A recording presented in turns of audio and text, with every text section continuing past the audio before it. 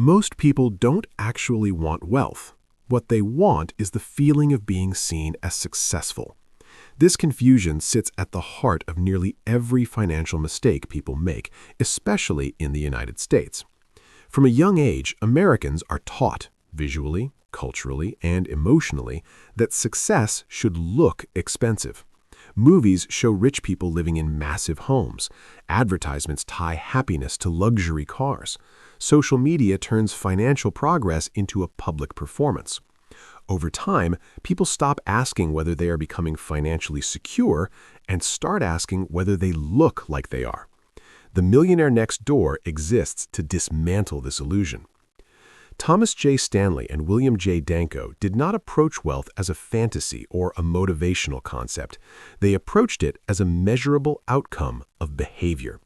For years, they studied thousands of Americans who had accumulated a net worth of $1 million or more. Not celebrities, not influencers, not startup founders who caught lightning in a bottle. Ordinary people. Teachers, engineers, small business owners, accountants, contractors. People whose lives did not look extraordinary from the outside. And what their research revealed was deeply uncomfortable. Most real millionaires are invisible. They don't live in mansions. They don't drive exotic cars. They don't wear designer clothes.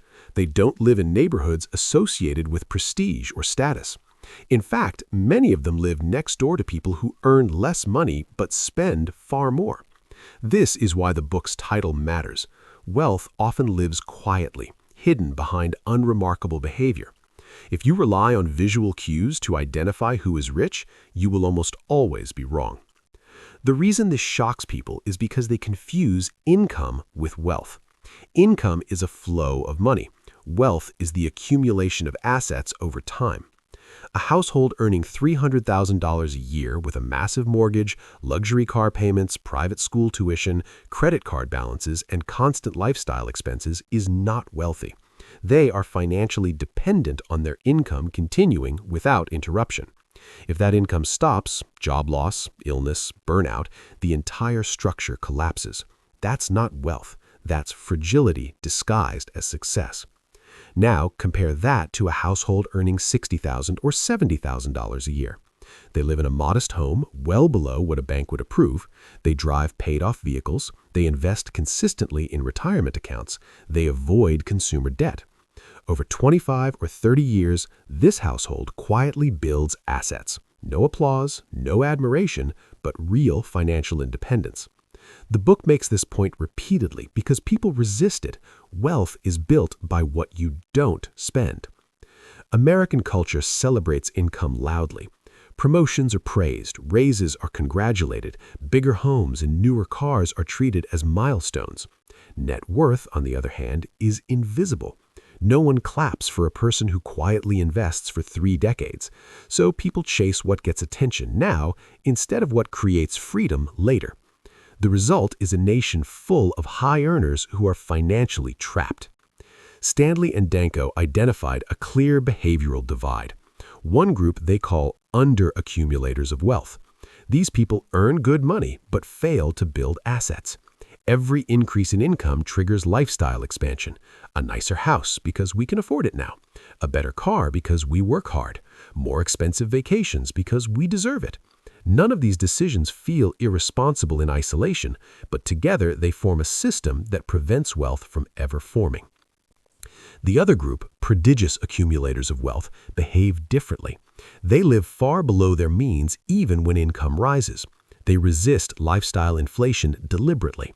They save aggressively and invest consistently. They don't use spending to reward themselves emotionally. They don't confuse comfort with success. Over time, they quietly become wealthy. The difference between these two groups has nothing to do with intelligence or opportunity. It comes down to repeated behavior. Consider a very typical American scenario. One household earns $180,000 a year. The bank approves them for a $900,000 mortgage, so they take it. They lease luxury vehicles because the monthly payment feels manageable. They eat out frequently. Vacations go on credit cards. Saving happens only if money is left at the end of the month, which often isn't much. On paper, this household looks successful. In reality, they are one disruption away from stress. Another household earns $85,000 a year. They buy a modest home well below their approval limit, they drive paid-off vehicles, they invest automatically every month before spending anything else. Their fixed expenses remain low. They don't look impressive. 30 years later, the second household is far more likely to be financially independent. The book makes this brutally clear. You cannot out-earn bad financial behavior. Another comforting myth the book destroys is inheritance. Many people assume millionaires are wealthy because they were born into money. The data says otherwise. Most millionaires are first-generation wealthy. They did not inherit large sums. Many inherited nothing at all. The belief that rich people were born rich is emotionally convenient because it removes responsibility, but it is largely false. Wealth is usually built slowly through discipline, not handed down magically. Frugality is one of the strongest patterns in the data. This does not mean being cheap or living a deprived life. It means being intentional. Millionaires think before they spend. They compare prices. They negotiate. They avoid emotional purchases. They don't use money to signal status. They understand that spending to impress others almost always works against long-term wealth. Where millionaires choose to live reveals this mindset clearly. Many deliberately avoid high-status neighborhoods, not because they can't afford them, but because those environments encourage overspending. Bigger homes, nicer cars, constant comparison. Living in an average neighborhood reduces temptation and social pressure. Millionaires value independence more than approval. Another major difference between millionaires and most Americans is awareness. Millionaires know where their money goes. They track expenses, not obsessively, but intentionally. Most households don't. Subscriptions renew unnoticed. Interest accumulates silently. Small leaks drain wealth over decades. Millionaires treat money as a system, not a guessing game. This first reality sets the foundation for everything else the book explains. Wealth is not about how much you make, where you live, or how impressive your life looks. It is about behavior repeated quietly over a long period of time. Once people accept that wealth does not look the way they expect, the next uncomfortable question appears. If so many people earn good money and still struggle, where exactly does the money go? The answer, according to Stanley and Danko, is not mysterious at all.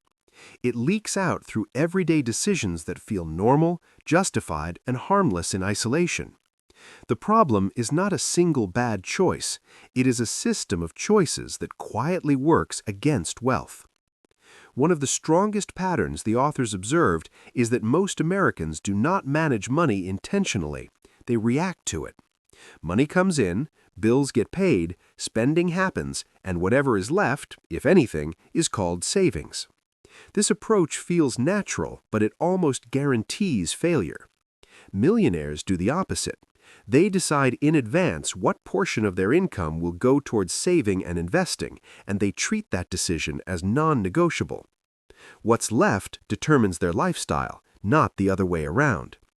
This difference sounds small, but over decades it becomes massive. When savings are treated as optional, they get sacrificed to convenience, comfort, and impulse. When savings are treated as mandatory, spending automatically adjusts. Millionaires don't rely on willpower, they rely on structure. Automatic investing, scheduled transfers, and clear limits remove emotion from the process. Another major difference lies in budgeting. Many people associate budgets with restriction and deprivation, so they avoid them entirely. Millionaires don't see budgets that way. They see them as awareness tools. They want to know where money is going, because money that isn't tracked is easy to waste. Most American households could not accurately list their monthly spending if asked. They underestimate how much they spend on food, subscriptions, interest, and vehicles. These small miscalculations add up to enormous losses over time. Housing is one of the most destructive areas where these habits show up. In the United States, buying a home is often treated as both a milestone and a status symbol. Bigger homes in better neighborhoods are associated with success. Banks reinforce this by approving people for the maximum loan possible, creating the illusion that affordability equals safety. Millionaires understand how misleading this is. Just because a bank approves a loan does not mean it's a smart decision. Many millionaires deliberately buy homes that cost far less than what they qualify for. This isn't because they don't want nice homes, it's because they understand opportunity cost. Every dollar tied up in housing is a dollar that cannot be invested elsewhere. A massive mortgage reduces flexibility, increases stress, and forces people to remain dependent on high income. A modest home, by contrast, creates room to save, invest, and adapt. The book repeatedly shows that people who live in expensive homes relative to their income tend to accumulate less wealth, regardless of how much they earn. Property taxes, maintenance, insurance, and upgrades quietly drain cash flow year after year. The house may look impressive, but it often becomes a financial anchor. Cars represent another major leak. The average American replaces vehicles frequently and finances them for long periods. Leasing is especially common because it lowers the monthly payment and creates the illusion of affordability. Millionaires generally avoid this trap. They keep cars longer, they buy used more often, and they care far more about reliability than image. A car to them is transportation, not a statement. Depreciation is a concept many people understand intellectually but ignore behaviorally. Cars lose value every year, yet people willingly sink large portions of their income into them. Millionaires don't do this because they see depreciation as a guaranteed loss. Paying thousands of dollars a year to look successful is not appealing when the goal is freedom. Debt plays a central role in this contrast. In mainstream American culture, consumer debt is normalized. Credit cards, car loans, personal loans, and buy now later options are treated as tools. Millionaires see them differently. They view consumer debt as a risk, not a convenience. Interest payments represent money that could have been invested, but instead is handed to lenders. Many high-income households struggle financially not because they earn too little, but because debt consumes their cash flow. Minimum payments give the illusion of control while extending the damage over decades. Millionaires avoid this trap by paying off consumer debt aggressively or avoiding it entirely. This cautious approach extends to lifestyle decisions that are often framed as rewards. Eating out frequently, upgrading electronics, impulse shopping, and luxury experiences are rarely questioned because they are socially accepted. Millionaires don't ban these things, but they approach them selectively. They ask whether a purchase adds lasting value or simply temporary pleasure. They're far less likely to spend out of boredom, stress, or social pressure. Another key insight from the book is that millionaires are not obsessed with optimization or complexity. They don't chase perfect investment strategies or constantly tweak their plans. They value consistency over brilliance. Simple systems executed over long periods outperform clever ideas executed sporadically. This is why so many millionaires use straightforward investment vehicles like retirement accounts, index funds, and diversified portfolios. Risk is another area where popular culture and millionaire behavior diverge sharply. Many people associate wealth with bold bets and dramatic risks. The data shows the opposite. Most millionaires are cautious. They diversify. They don't speculate. They do not rely on a single investment to change their lives. Instead, they allow time and compounding to do the work. This patience is often misunderstood as lack of ambition. In reality, it reflects a clear understanding of probability. Millionaires are not interested in stories about overnight success because they know those stories are rare and often misleading. They prefer predictable outcomes, even if they take longer. The book also highlights how millionaires think about spending in terms of value rather than price. They're willing to pay for things that genuinely improve their lives, such as quality tools, reliable services, or education. But they are ruthless about cutting spending that exists solely to impress others. Status purchases hold very little appeal when self-worth is not tied to public perception. Social comparison is one of the most dangerous forces working against wealth, and millionaires actively minimize its influence. They don't compete with neighbors, they don't chase trends, they don't upgrade just because others do. This insulation from social pressure allows them to make rational decisions in a culture built on comparison. A subtle but powerful habit the authors observed is that millionaires think in terms of net worth, not income. They evaluate decisions based on how they affect their balance sheet over time. A raise is not immediately seen as spending money, it is seen as increased investing capacity. A bonus is not a shopping opportunity, it is a chance to strengthen long-term security. This mindset changes everything. When people stop asking, "Can I afford the payment?" and start asking, "Does this help or hurt my net worth?" many common purchases lose their appeal. The question becomes less emotional and more strategic. By this point, the pattern should be clear. Wealth is not created by a single dramatic decision. It is created by hundreds of small, boring, disciplined choices repeated year after year. Most people fail not because they don't know this intellectually, but because they underestimate how powerful these small choices become over time. This is why the book feels repetitive to some readers. The authors are not trying to entertain, they are trying to correct deeply ingrained habits. The message has to be reinforced because the culture constantly pushes in the opposite direction. What separates millionaires from everyone else is not secret knowledge, it is the willingness to consistently behave in ways that feel unexciting, unglamorous, and often invisible. And in a society obsessed with appearances, that may be the hardest discipline of all. Once spending behavior and lifestyle choices are stripped of their illusions, the next question naturally follows. If wealth is not primarily about income level, then what role do careers, professions, and education actually play?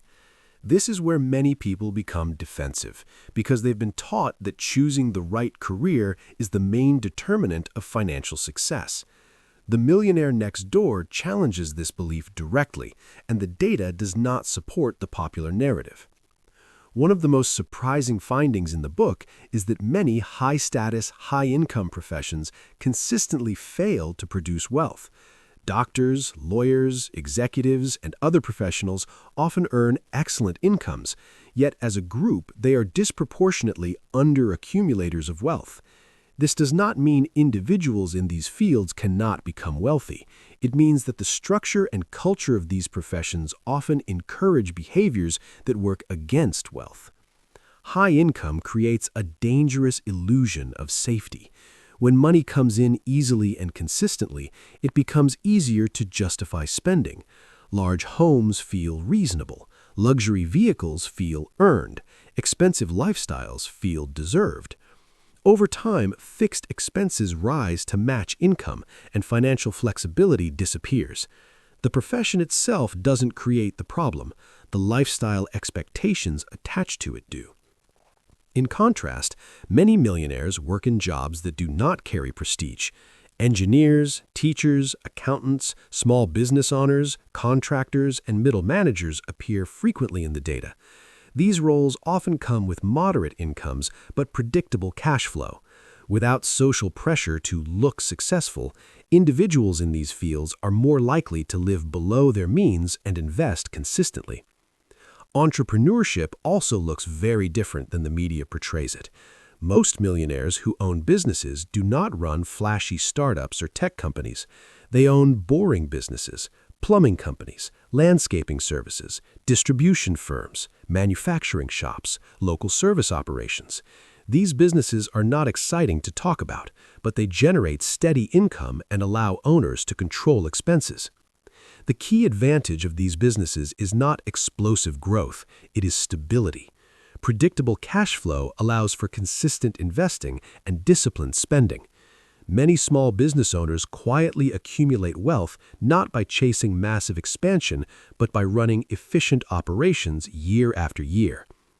Another misconception the book dismantles is the idea that higher education automatically leads to wealth. While education can increase earning potential, it does not guarantee financial success. Many millionaires attended average colleges or universities. Some did not complete college at all. What mattered more than the name of the school was what they did after graduation. Student loan debt plays a major role here. High-income professionals often begin their careers deeply in debt, which delays wealth accumulation for years or decades. Large loan payments reduce flexibility and encourage continued high-income dependency. In contrast, individuals who avoided heavy debt, even with lower starting salaries, often begin investing earlier and benefit from compounding. The book also highlights how people with prestigious degrees often feel pressure to maintain a certain lifestyle to match their perceived status. This pressure leads to higher spending, larger homes, and expensive social circles. The result is a cycle where income rises, expenses rise faster, and wealth remains elusive. Another recurring theme is job stability. Millionaires often prioritize predictable income over maximum earning potential. They are less likely to jump between jobs chasing short-term salary increases if it disrupts long-term planning. Stability allows for consistency, and consistency is essential for wealth accumulation.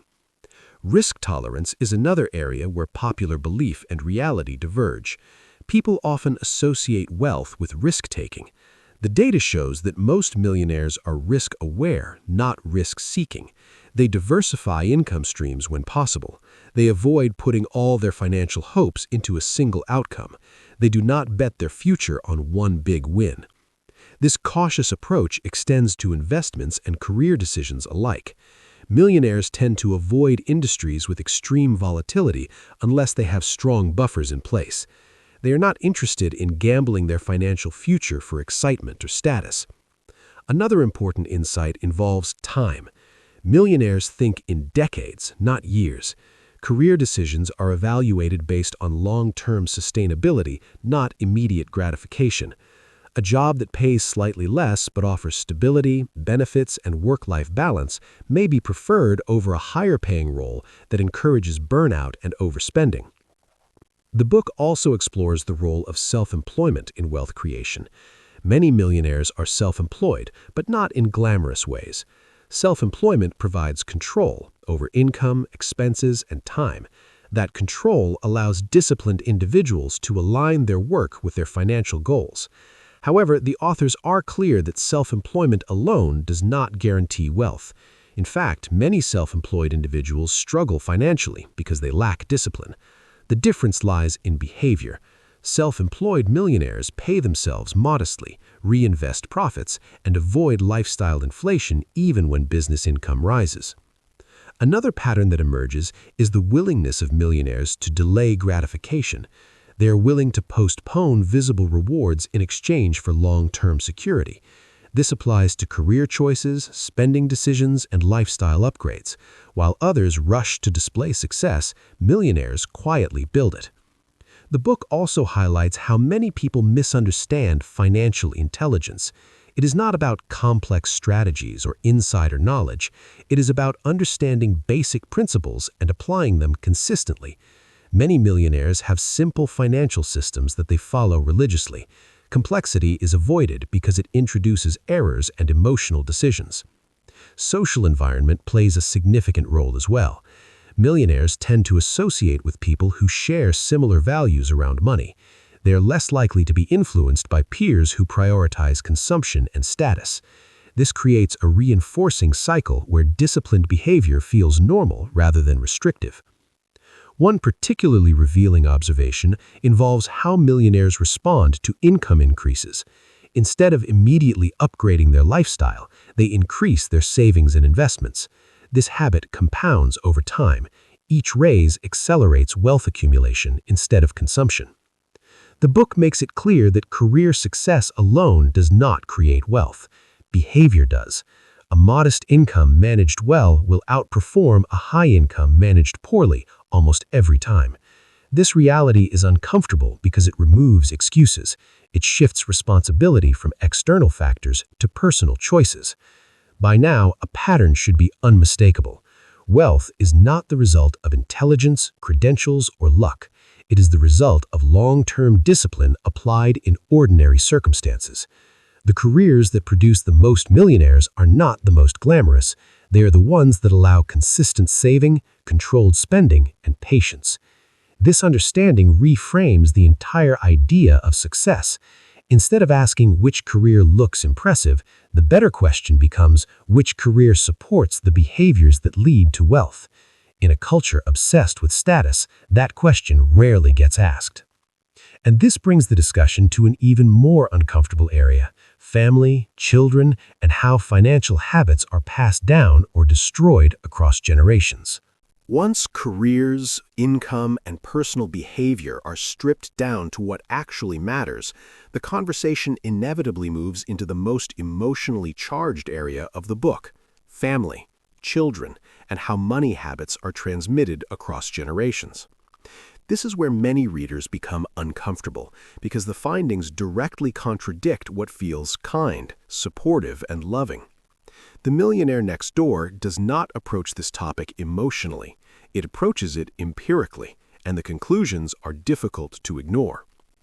One of the strongest patterns Stanley and Danko discovered is that giving children too much financial support often damages their ability to become financially independent adults. This runs against modern parenting instincts, especially in the United States, where many parents believe shielding children from financial struggle is a form of love.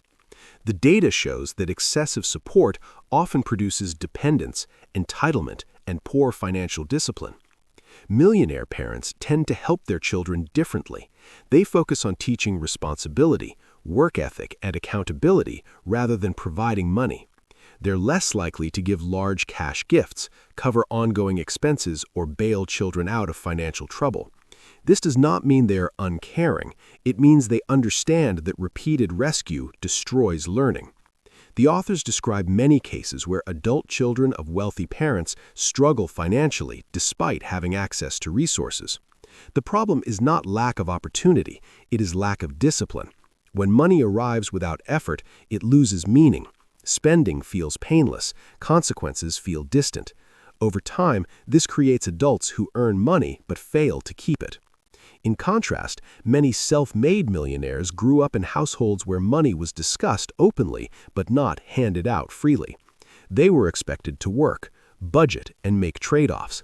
These experiences created resilience. Financial independence was learned, not inherited. This distinction becomes especially clear when examining intergenerational wealth transfer. Families that preserve wealth over generations do so not by giving money early and often, but by passing down values first. Delayed inheritance, structured trusts, and conditional support are common among disciplined, wealthy families. The goal is not comfort, but competence. Another uncomfortable insight is that many parents unintentionally sabotage their children's financial future by overfunding lifestyles. Paying for expensive cars, luxury apartments, and constant upgrades creates a distorted sense of normal. When children later have to support themselves, their expectations exceed their earning capacity. The result is chronic financial stress. The book also examines how family expectations shape spending behavior. In many households, income increases lead to expectations of visible upgrades, bigger homes, better schools, nicer cars. These expectations are rarely questioned. Millionaires are more likely to resist them. They are willing to disappoint others temporarily to protect long-term security. Marriage and partner selection also play a critical role in wealth accumulation. Millionaires often choose partners who share similar values around money. This alignment reduces conflict and reinforces discipline. When partners have drastically different attitudes towards spending and saving, wealth becomes much harder to build regardless of income. The authors found that households where both partners are aligned on financial goals consistently outperform those where one partner overspends. Wealth is rarely built by individuals acting alone. It is built by systems, and households are one of the most important systems. Another pattern involves time use. Millionaires tend to spend less time on activities that encourage consumption and more time on activities that build value. They're less influenced by advertising, trends, and social comparison.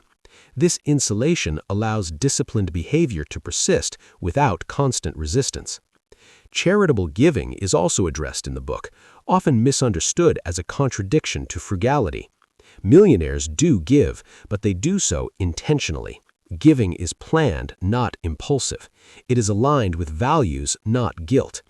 This reinforces the broader theme, intentionality over emotion. The authors also explore how millionaires perceive success for their children. It is not defined by lifestyle or income alone. It is defined by independence.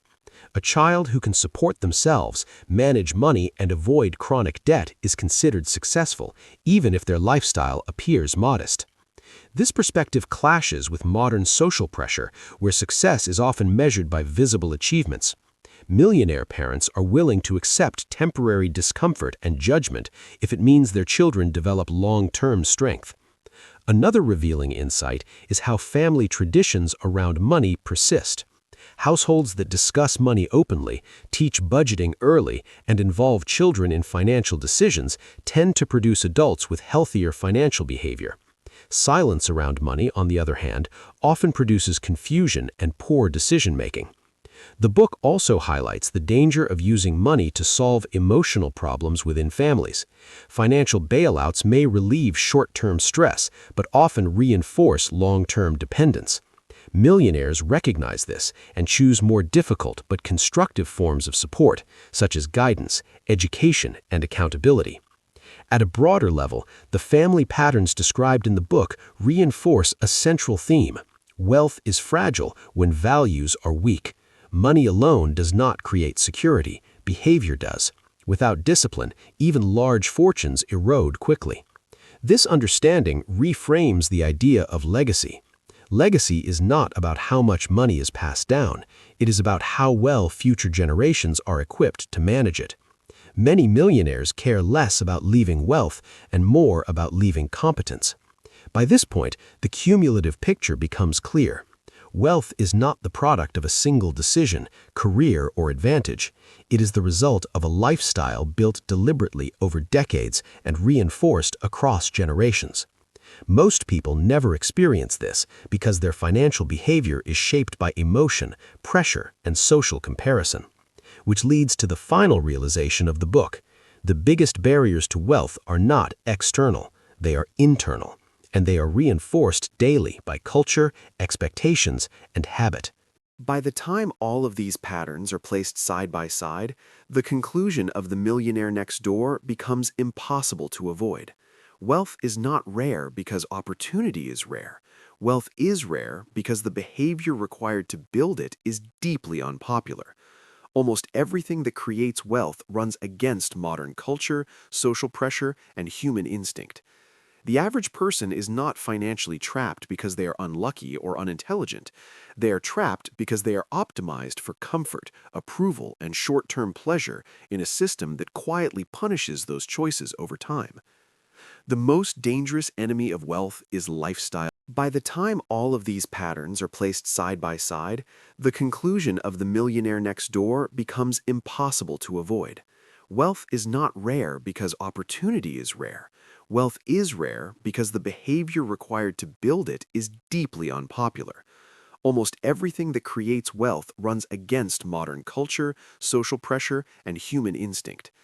The average person is not financially trapped because they are unlucky or unintelligent.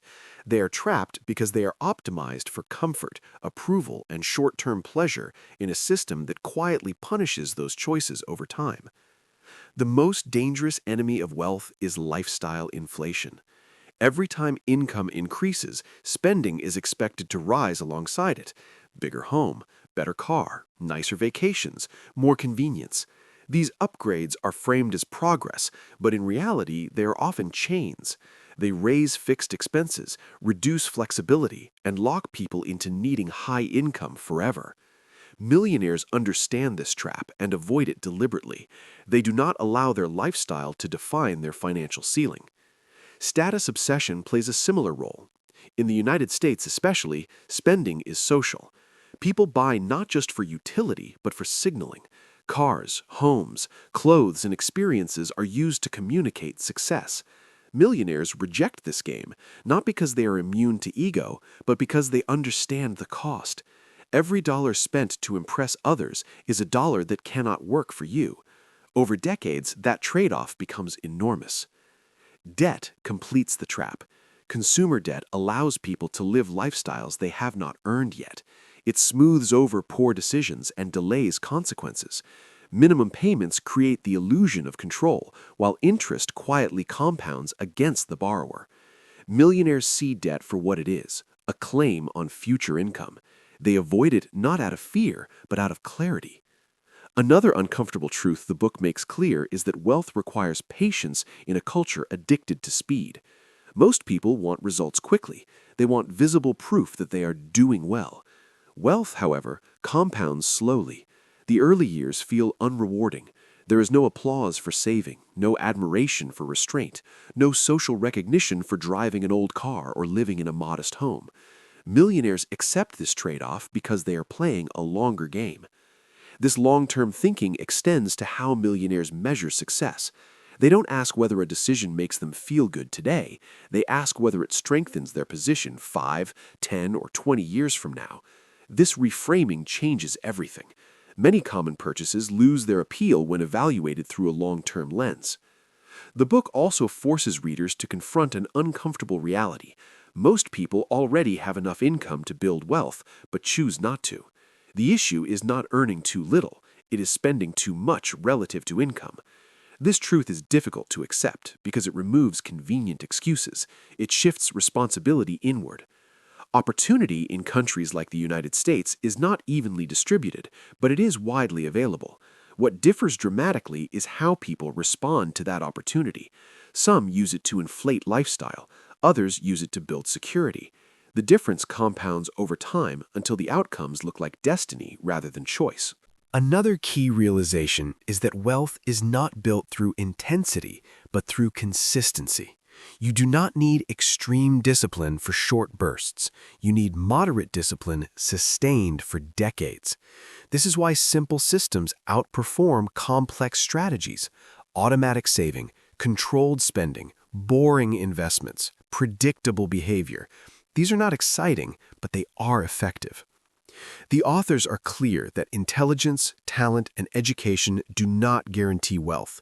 Many brilliant people struggle financially because they ignore basic principles. Meanwhile, many average earners succeed because they respect those principles relentlessly. Wealth is not about being exceptional, it is about being consistent. The authors also quietly challenge the idea that happiness comes from consumption. Many millionaires report high life satisfaction not because they spend freely, but because they are free. Freedom from debt, freedom from financial stress, freedom to make choices without panic. This form of security is invisible from the outside, but deeply felt on the inside. Another important takeaway is that wealth does not require isolation or sacrifice of values. Millionaires are not joyless misers. They simply choose their pleasures intentionally. They spend on what matters to them and cut ruthlessly where it doesn't. This selectivity is what allows them to enjoy life without undermining their future. The final message of The Millionaire Next Door is not glamorous, and that is precisely why it is powerful. It does not promise shortcuts. It does not sell fantasies. It does not flatter the reader.